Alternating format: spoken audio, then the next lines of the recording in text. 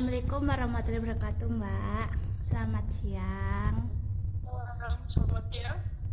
Eh, saya Arsit Caroline dengan materi berwawancara mengenai kematangan karir yang Mbak punya gitu kan. Apakah bersedia diwawancara?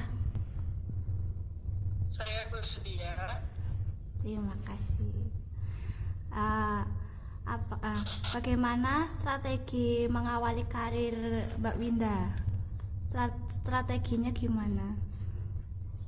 Perkenalkan, saya Winda Novitasari. Siap. Sekarang saya seorang entrepreneur muda di bidang digital marketing. Jadi awal pertama saya mulai karir saya adalah dengan memanfaatkan di jenjang perkuliahan saya dengan menambah banyak skill seperti web developer, juga digital marketing, melek sosial seperti Facebook Ads, Google Ads, dan lain sebagainya.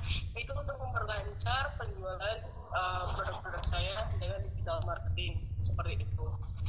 Baik. Terus ada apakah bekerja secara multitasking atau sistematis, Mbak?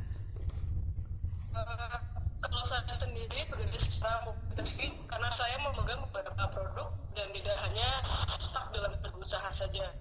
Ada beberapa usaha yang saya jalankan, ada digital marketing, online shop, dan juga makeup artist seperti itu.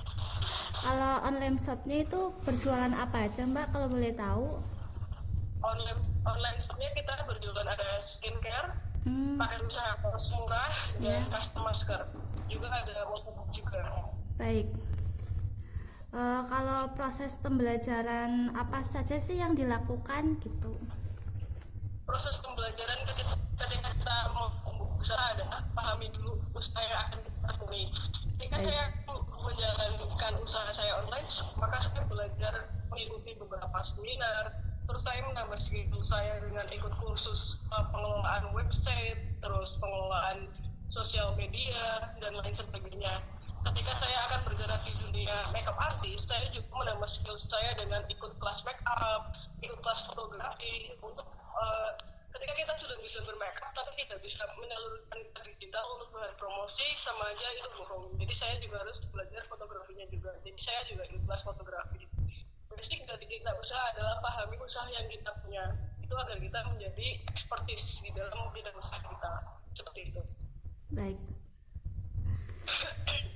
Kalau bagaimana sih strategi menggambarkan karir atau bisa dilihat dari kemampuan kreativitas yang dimiliki?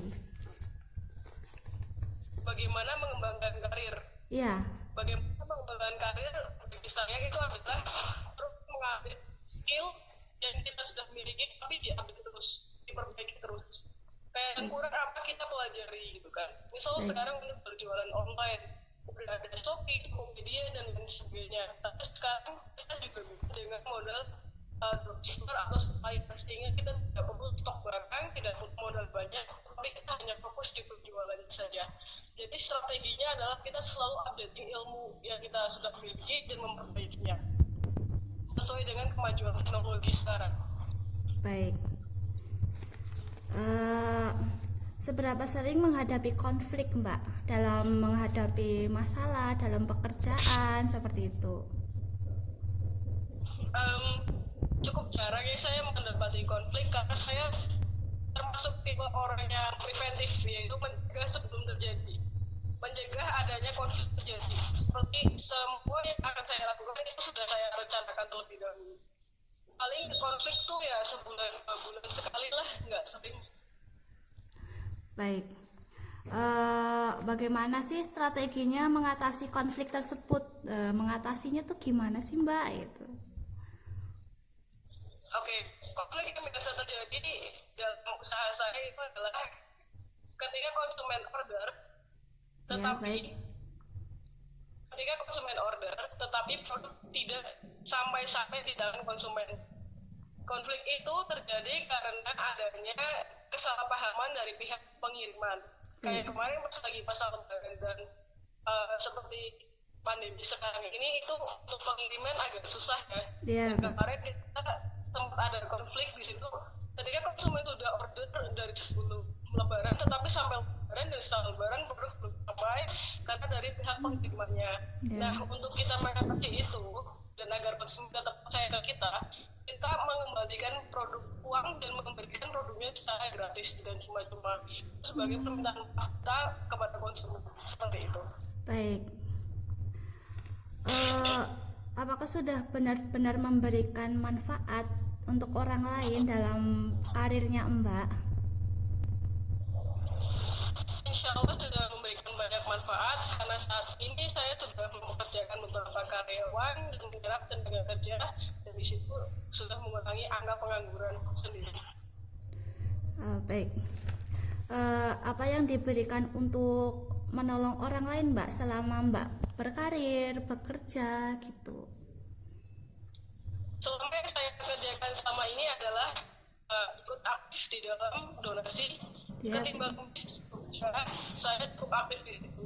Jadi setiap penghasilan saya dan teman-teman saya setiap bulan dikumpulkan untuk donasi di Timbang Kumis Jogja dan di situ nanti disalurkan. Dan selain itu adalah kita mengajari para karyawan kita untuk bisa mandiri berjualan online. Jadi nggak cuma sekedar menjadi admin, tapi kita ajari juga bagaimana cara menggait konsumen agar mau beli. Setelah itu controlling konsumen setelah beli dari order itu seperti apa. Jadi kita mengajari mengajari karyawan-karyawan kita juga. Oh baik. Terima kasih sudah bersedia diwawancari ya Mbak atas waktunya. Mohon maaf mengganggu ini. Sama-sama. Ya, terima kasih banyak. Sukses kuliahnya. Amin. Doanya Mbak. Nggih.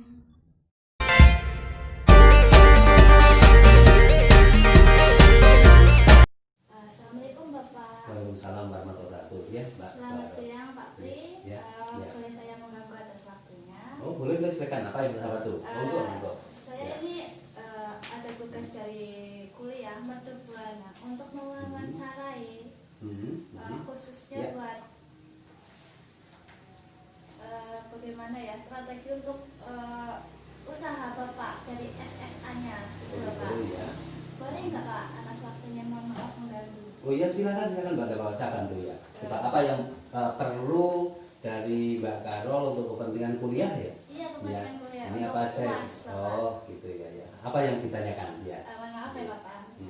Bagaimana strategi untuk mengawali karirnya? Oh gitu.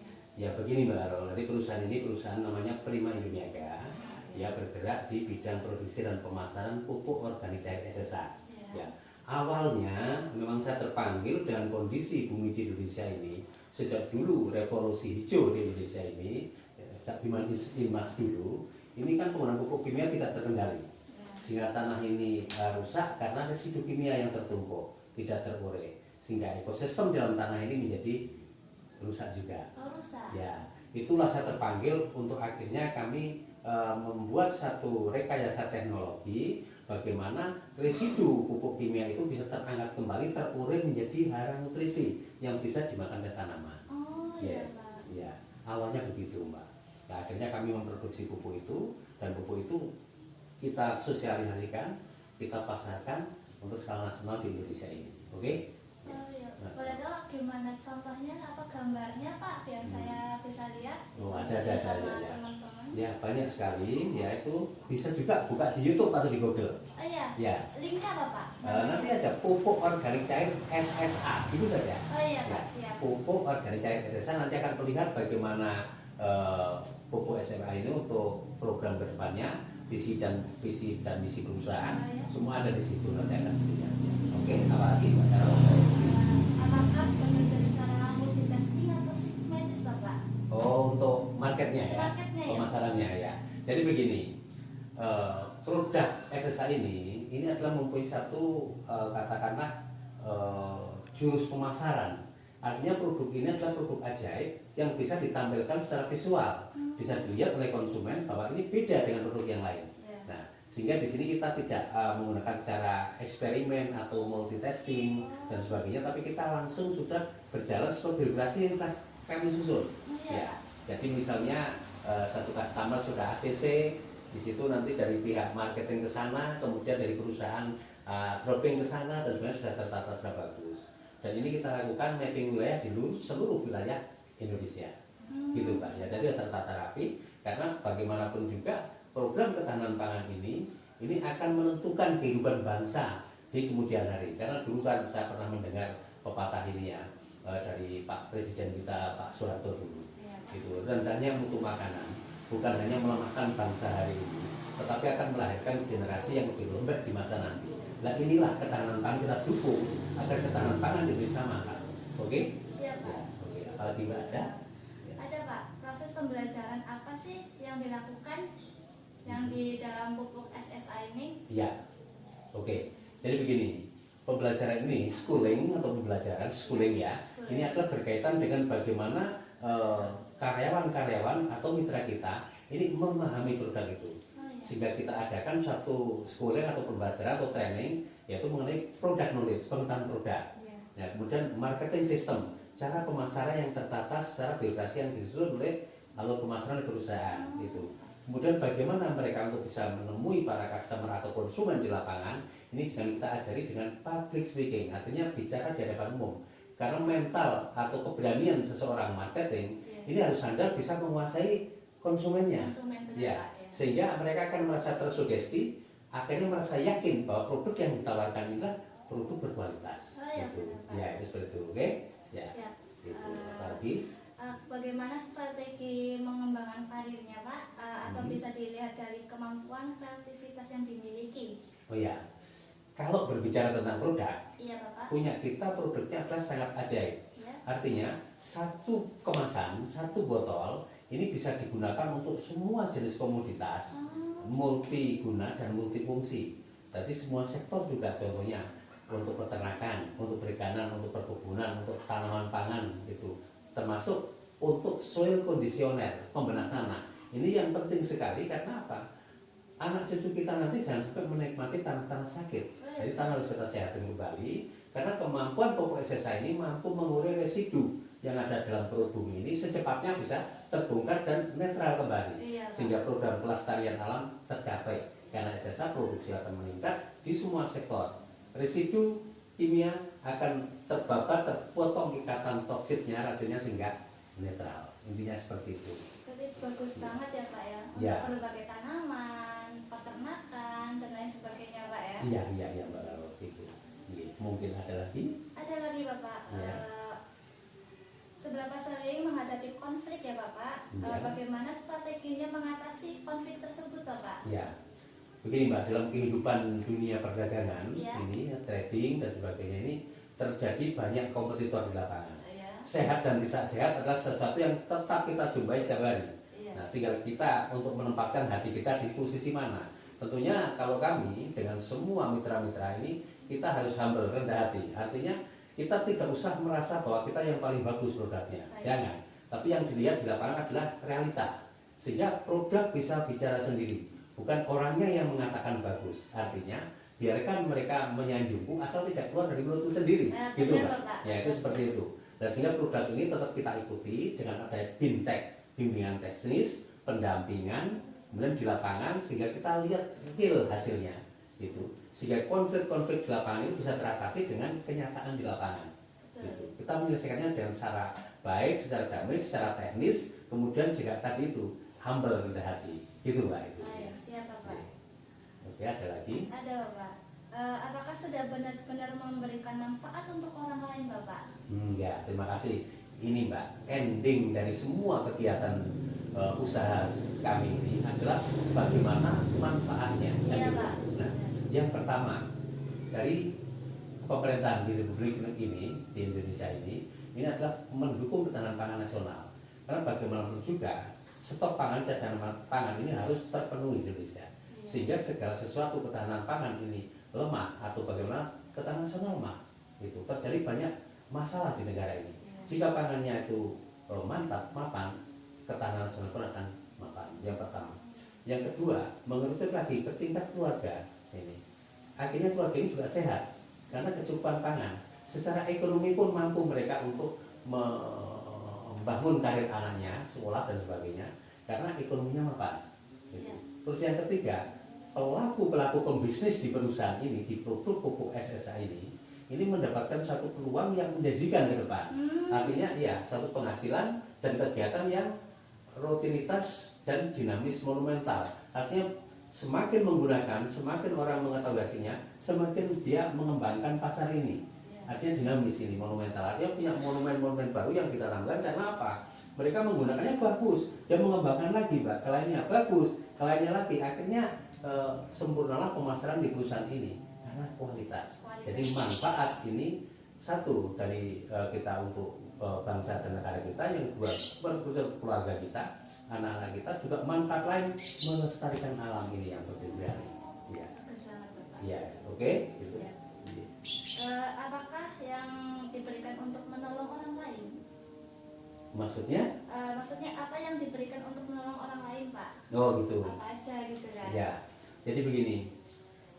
Kalau dari hasil kinerja perusahaan ini, memang kami adalah membuat satu bisnis yang amanah. Artinya amanah begini, bahwa kita mencari suatu penghasilan, tidak egois adalah semata-mata kita profit dan profit oriented, bukan, tapi kepedulian.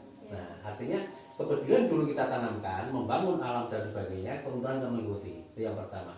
Kita memberikan ke orang seperti apa? Kan di situ ada kepedulian, keuntungan. Kalau tidak dari sisi religius atau satu paham keagamaan dan sebagainya, kita ada satu hal yang bukan hak kita kan gitu. Itu pun kita tanamkan di perusahaan ini untuk kita berikan kepada yang berhak. Misalnya anak yatim dan sebagainya, sekian persen kita berikan. Ini kita alokasikan ke sana. Yang pertama. Yang kedua, perusahaan juga mengadakan satu kegiatan-kegiatan sosial. Ya, dari sekian profit yang ada kita alokasikan itu, dana taktis pun kita alokasikan untuk kegiatan-kegiatan sosial, membantu mereka-mereka yang membutuhkan. Dengan catatan kita tidak memberikan secara instan, tapi juga kita berikan juga untuk mendidik mereka, memberikan umpan untuk mereka bisa melanjutkan kegiatan ini berkelanjutan. Artinya kalau instan langsung habis, ilmu dan modal akan berkembang gitu. Iya benar Bapak. Oke, begitu. Terima kasih atas waktunya Bapak. Ya, Ini jadi mengganggu. Baik, terima kasih. Ya, tidak apa, sama-sama Mbak ya. Sukses, Sukses Pak. ya. Terima Semoga kasih. cepat lulus jadi Amin. sarjana ya. Amin. Ya, oke. Terima kasih doanya Bapak. Ya, ya. Assalamualaikum. Waalaikumsalam.